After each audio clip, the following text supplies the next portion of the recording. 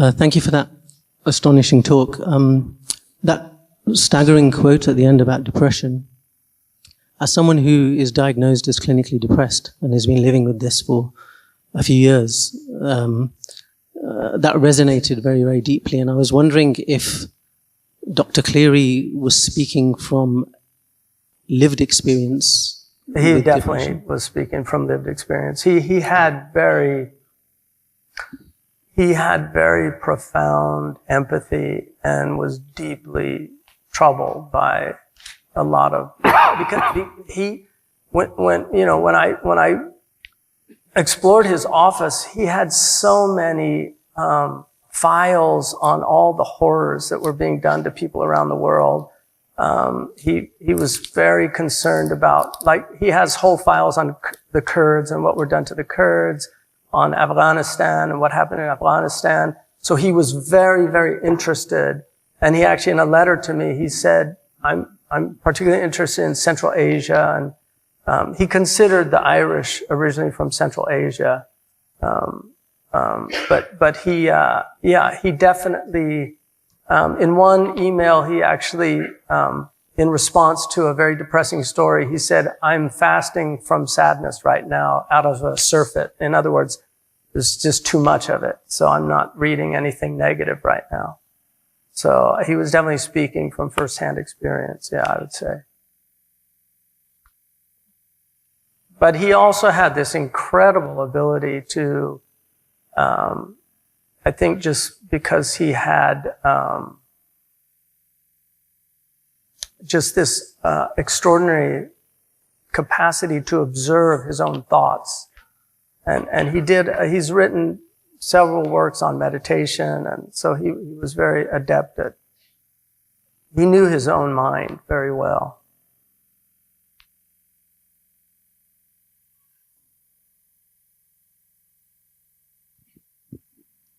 Assalamu alaikum. So regarding the recitation and that effect on helping with symptoms of depression, I have heard this from our teachers many times in terms of reciting Arabic Qur'an in order to help alleviate symptoms of depression. So I did want your take on when your English is your primary language and with sources like this coming out that can be extremely beneficial as well. What is the balance of being capable of reciting Arabic and gaining that benefit for the heart in an unspoken way or an non-understanding way, versus an English translation that would penetrate in a way that's more meaningful in terms of just being raised in English-speaking countries and households. And I also wanted, if you could expand on, you touched on it a bit, about empathy, but just empathy in relation to depression and that connection in terms of people who are empaths and why it leads to and why it is many times concomitant with depression. Well, one thing about the Qur'an is the sounds. In fact, there's now all this research on the effect of these doing these nasalized sounds on people and how that affects their well-being.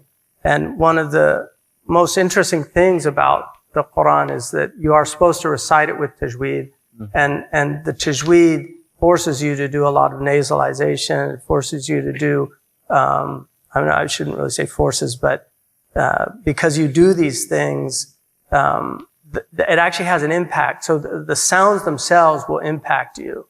And the more you do them, the greater the impact. So the Quran will have a very powerful impact just without even understanding it, just by simply reciting the Arabic. So it's really amazing to do that. And also the tajweed, the mudud are very interesting. There's a Sahih Hadith, the Prophet they asked about his qira'ah. He said, "Can yamuddu al-Quran madda?" He used to elongate. If you read Riwayat Warsh, for instance, which has the longest of the mudud, and it was the preferred recitation of Nafi' of Imam Malik radiallahu anhu. It just has an effect on you doing that.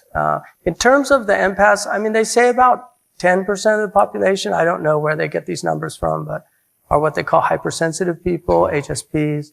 And it's very real. You know, people who can get into the pain of other people.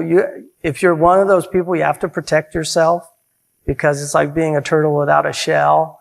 And personally, I can't look at images. A lot of people look at these images. I personally can't do it because I will get physically sick. Looking at a lot of the images that people look at, I don't watch, I don't want to see babies blown up and things like that because I can read about it. I don't need to see the images. But some people are able to do that. Apparently, according to Dave Grossman, about 2% of the population can kill other people without having any difficulty. They'll just have dinner and go to sleep. But 98% of people have trauma from taking life. That's why you have such high rates of suicide after wars.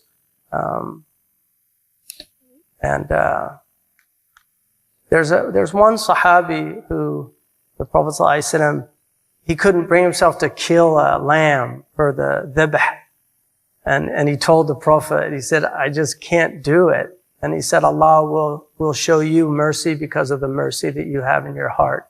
So he didn't negate it. He kind of said that man was probably what they call an empath or a HSP. He just did not want to take blood. Qadi Abu Bakr ibn al-Arabi said that he never slaughtered an animal.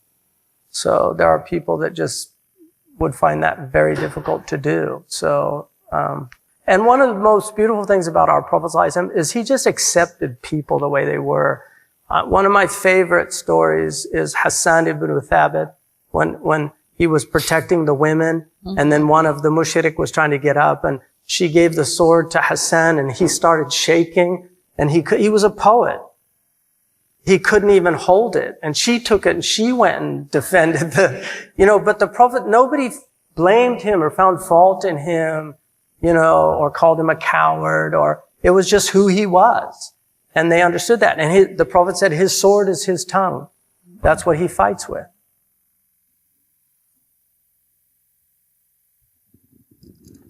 Assalamu alaikum wa rahmatullahi wa barakatuh.